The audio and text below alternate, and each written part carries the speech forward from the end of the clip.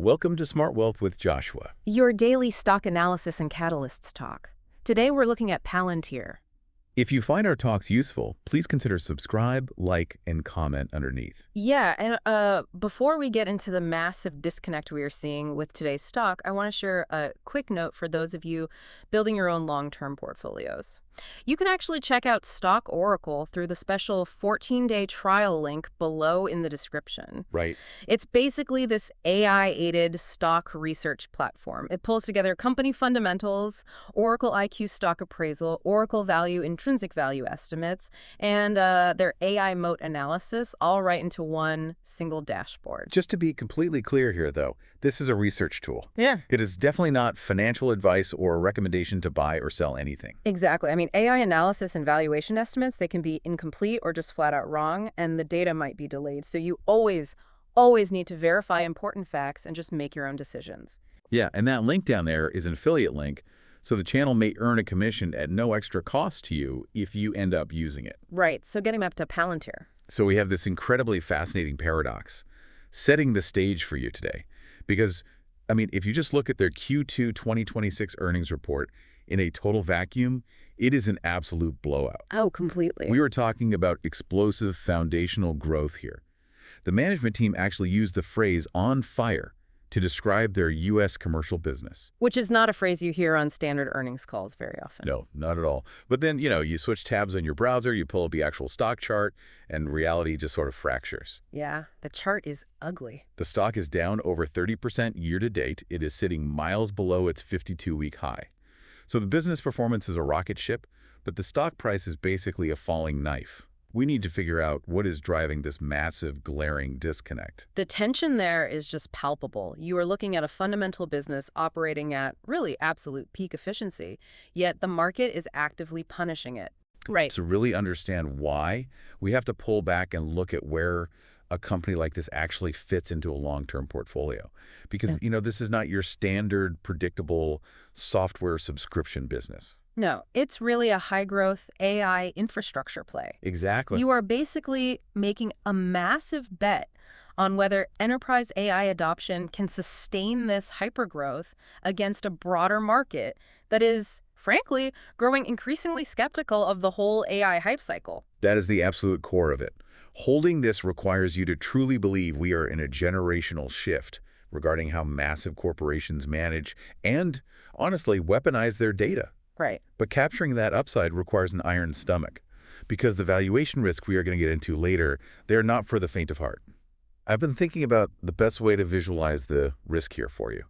Buying this stock right now feels a lot like buying the most advanced, high-performance sports car on the market. Okay, I like that. Right, like the engineering is completely flawless. It goes 0 to 60 in 2 seconds. It turns heads everywhere it goes. But you are paying such an unbelievable extreme premium up front just to get the keys that you have absolutely no money left over for gas or insurance or maintenance. Right, you're tapped out. Exactly. So the car is perfect, but the second you hit a pothole or get stuck in traffic, you are completely stranded. That analogy hits the nail on the head, really, because it separates the quality of the asset from the reality of the purchase price. Yeah. You are buying a masterpiece of an engine, but the price of entry leaves zero margin for error on the road ahead. Which naturally leads us right into the engine itself, the fundamentals. Yeah. Because when you look under the hood of Q2 2026, the numbers are undeniably staggering. They really are. Revenue hit $1.935 billion. That is 93% year-over-year growth. Just massive. But what really jumps out to me is the 19% sequential growth from just the previous quarter. Yeah, let's just pause on that. To put that sequential growth into perspective for you, growing 19% quarter over quarter at a nearly $2 billion run rate is incredibly difficult. Right. The sheer scale of that is crazy. It means their sales teams didn't just, maintain a record-breaking pace. They went out and found hundreds of millions of net new dollars in just 90 days. And this wasn't a one-off anomaly either. No. This marks their 12th consecutive quarter of revenue acceleration. And the growth isn't just coming from their traditional government defense contracts, right? The U.S. commercial revenue is up an astonishing 149% year over year. So what is the actual mechanism driving that specific segment? Why is the commercial side suddenly on fire? It really comes down to their artificial intelligence platform, or AIP. What you have to understand is that AIP isn't just a basic chatbot slapped onto a company's website. Right, it's not just a customer service tool. Not at all. It is a deep infrastructure layer. It connects siloed, messy data across an entire enterprise. Okay, give me an example of how that works in practice. Sure. So imagine a massive logistics company.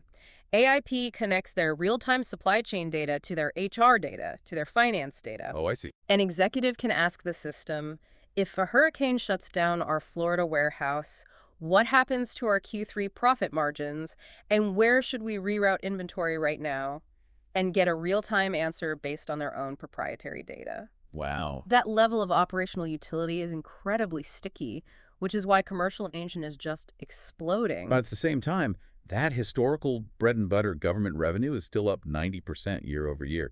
So they are quite literally firing on both cylinders. They are, and they are doing it with exceptional profitability. The GAAP gross margin is 84.7%. Wait, 84.7%. Yeah. That means for every dollar they bring in, they keep roughly 85 cents before operating expenses, and their operating margin sits at 47%.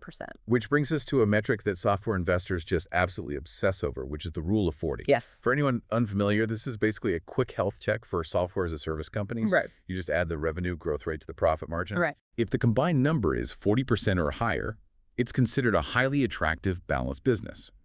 But Palantir's rule of 40 score currently sits at 155%. It's unheard of. When you see a 155% rule of 40 score, you are looking at a company that has essentially broken the scale of traditional software metrics. Completely broken it. It means they are scaling at hyper-growth speeds while simultaneously throwing off massive amounts of cash. I mean, they generated $1.216 billion in operating cash flow in Q2 alone. And there is another critical metric that proves this isn't just smoke and mirrors, which is their non-cancelable remaining performance obligations, or RPO. This metric just doubled to $4.9 billion.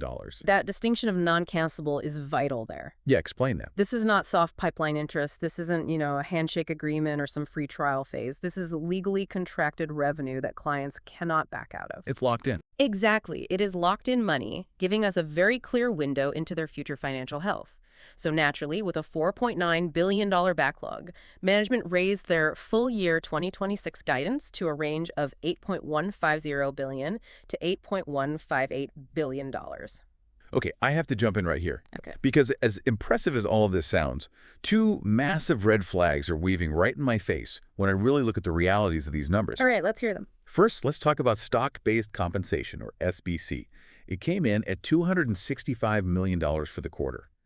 That is roughly 13.7% of their total revenue. The dreaded dilution factor. Exactly. I mean, even with over $1 billion in operating cash flow, they are still paying out a massive chunk of compensation in stock. Right. For you, the everyday shareholder, that means your slice of the pie is constantly getting slightly smaller because they keep printing new shares to pay their employees. It is a significant burden.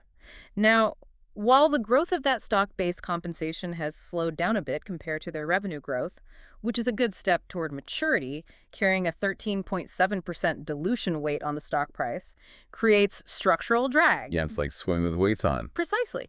It makes it that much harder for the stock to appreciate because there is a constant stream of new supply just hitting the market. Right. But my second pushback is even more concerning, I think, and it has to do with that raised guidance you just mentioned. $8.15 billion. Yeah. You mentioned they bumped the full-year target to over $8.15 billion.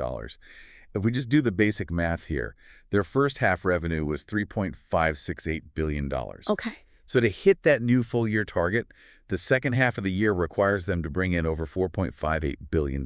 Which is a massive leap. It is an astronomical leap. If you break that down further, it means Q4 alone needs to hit around $2.42 billion.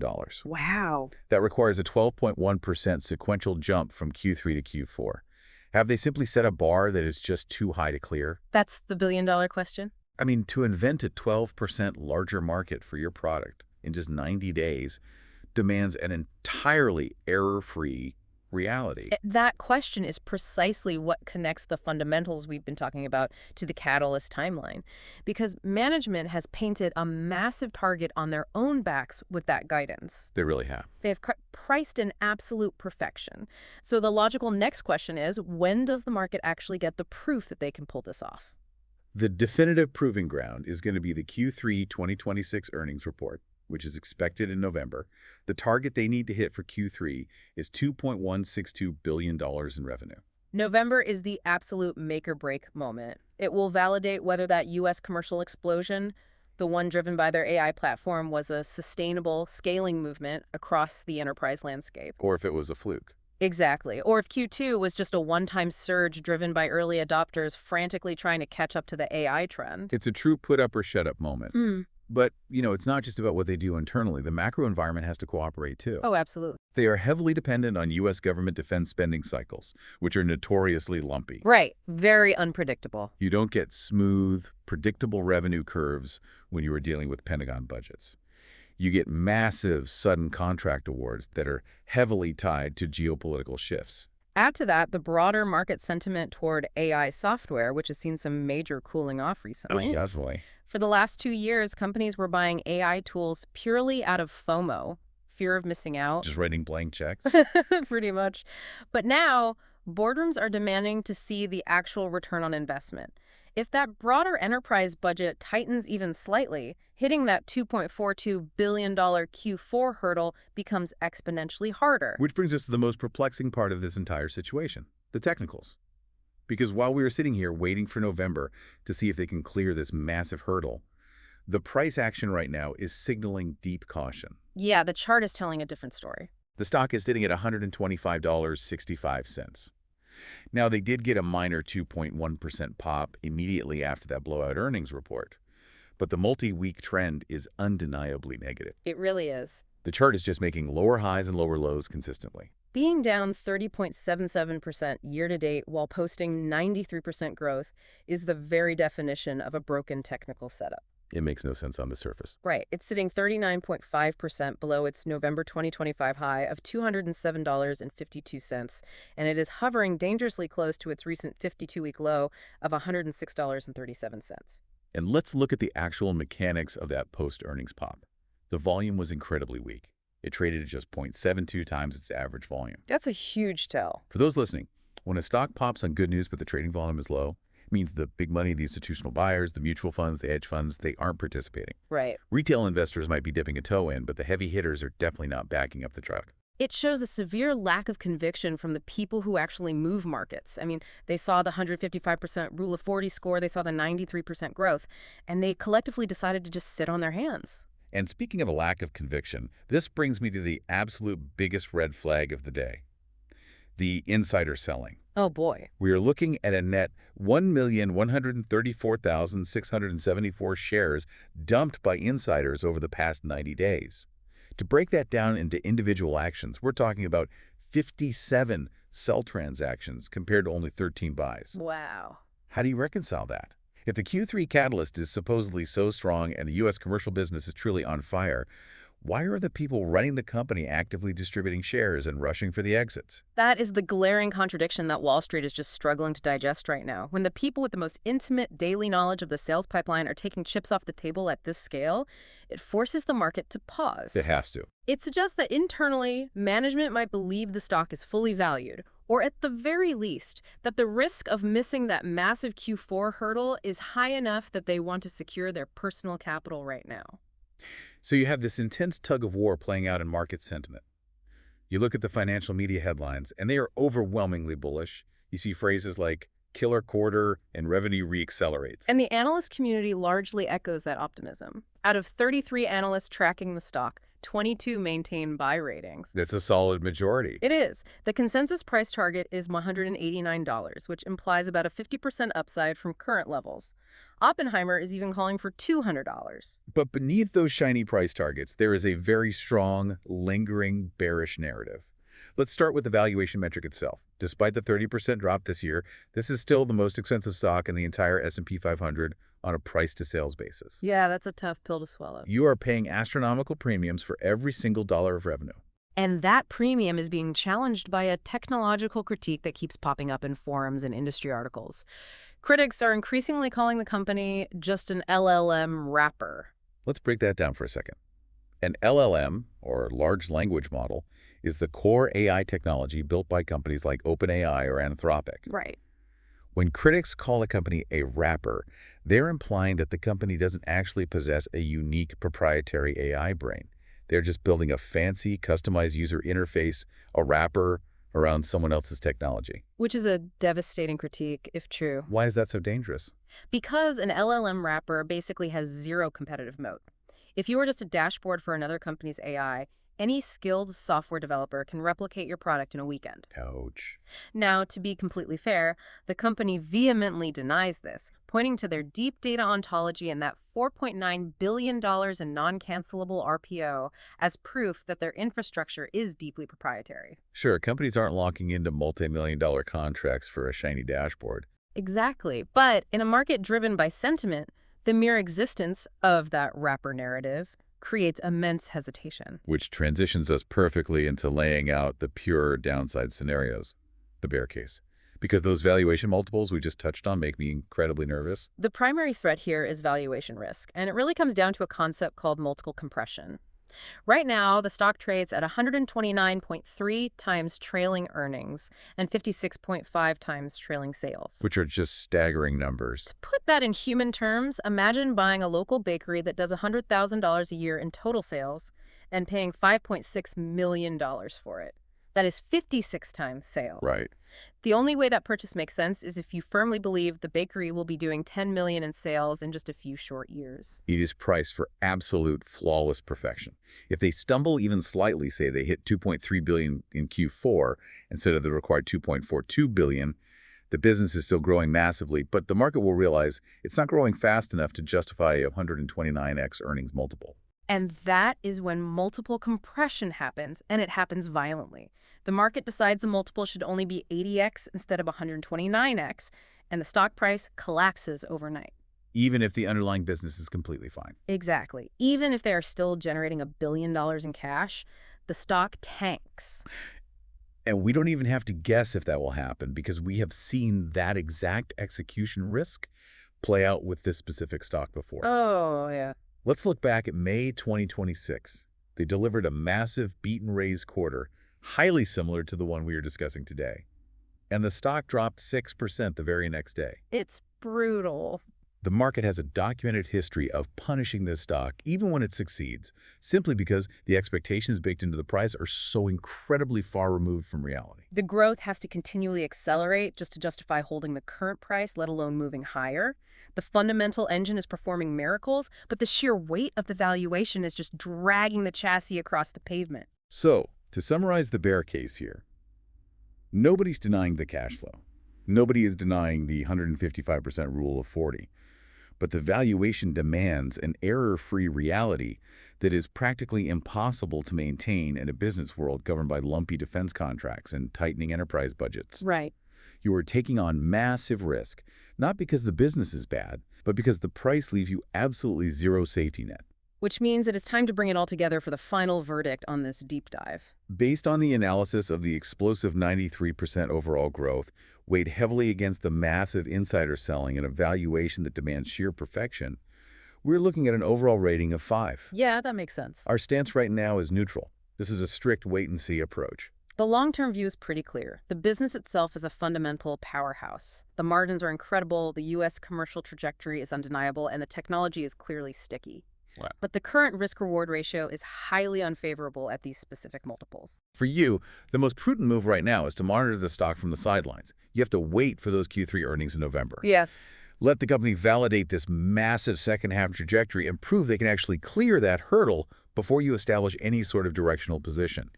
And as always, a clear reminder, this analysis is for informational purposes and is not financial advice. Don't jump out of the plane until you actually see the parachute open. Let them prove the math works first. And if you want to organize this kind of complex long-term stock research in one place, make sure to check out StockOracle through the special 14-day trial link below in the description. It's super helpful. It combines company fundamentals, intrinsic value estimates, AI bull and bear insights, moat analysis, watch lists, and all your portfolio tools. It is a research platform, not financial advice or recommendation to buy or sell anything. Right. Verify everything. AI insights and valuation estimates can be incomplete or wrong, so verify important information and make your own decisions.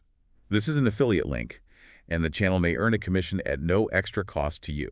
If this deep dive helped clarify the setup for you, please subscribe, like, and comment underneath. We'll see you in the next Smart Wealth with Joshua episode. Just something to think about before we go today.